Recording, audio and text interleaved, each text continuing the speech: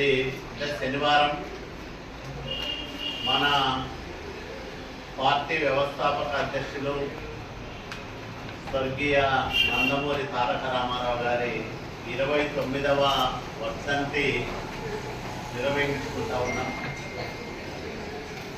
ప్రతి వర్ధంతికి మనం రక్తదాన శిబిరాన్ని ఏర్పాటు చేయడం ఆనవాయితీగా వస్తా ఉంది.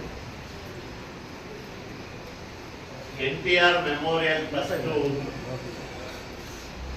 మన నాయకుడు నారా చంద్రబాబు నాయుడు గారి సతీమణి నారా భువనేశ్వరి మేడం గారి ఆధ్వర్యంలో నడుస్తున్న విషయం మీ అందరికీ తెలుసు.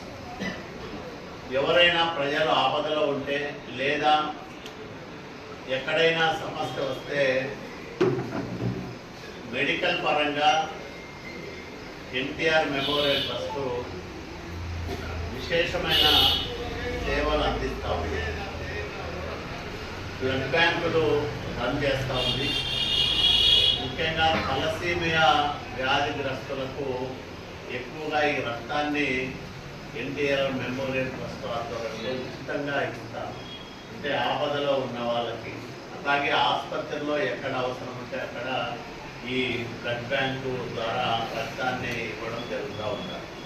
అంటే ఈ రక్త సేకరణ అట్లాగే అత్యవసర సమయాల్లో కావాల్సిన వాళ్ళకి రక్తం సరఫరా ఇవన్నీ కూడా ఎన్టీఆర్ మెమోరియల్ ట్రస్ట్ చేస్తున్న ముఖ్య కార్యక్రమాల్లో ఒకటి.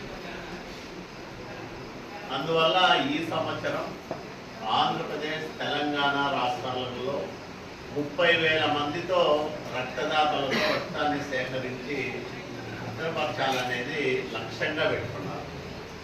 ఎన్టీఆర్ జయంతి ఈ నెల 18వ తేదీ జరుగుతుంది కాబట్టి వర్ధంతి 18 నుంచి 24వ తేదీ వరకు అంటే వారం రోజుల పాటు ఈ రక్తదాన శిబిరాలను 2 రాష్ట్రాల్లో నిర్వహించి 30,000 మంది దాతల నుంచి రక్తాన్ని సేకరించి భద్రపరచాలని మెమోరియల్ ట్రస్ట్ లక్ష్యం.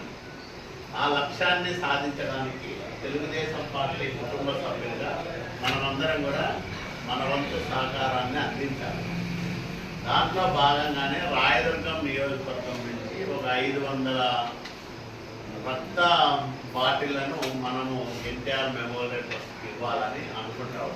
మామూలుగా ఇస్తాం ప్రతి సంవత్సరం ఒకసారి 350, 400, 450, 500 మనం ఇవ్వడం జరుగుతాం.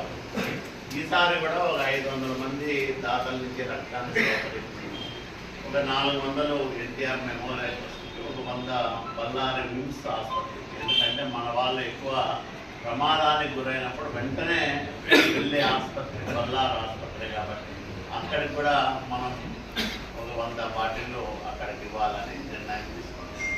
దీనికి మీరందరూ కూడా సహకరించాలి.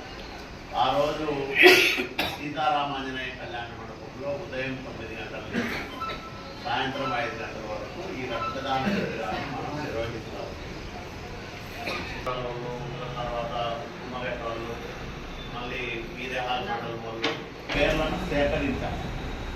వాళ్ళు వస్తారులే వీళ్ళు వస్తారులే అని అదేదో వాళ్ళు వస్తారు పాలు వీళ్ళు వస్తారని అన్ని నీళ్ళు అయినట్ల కాకుండా మనము ఎవరైతే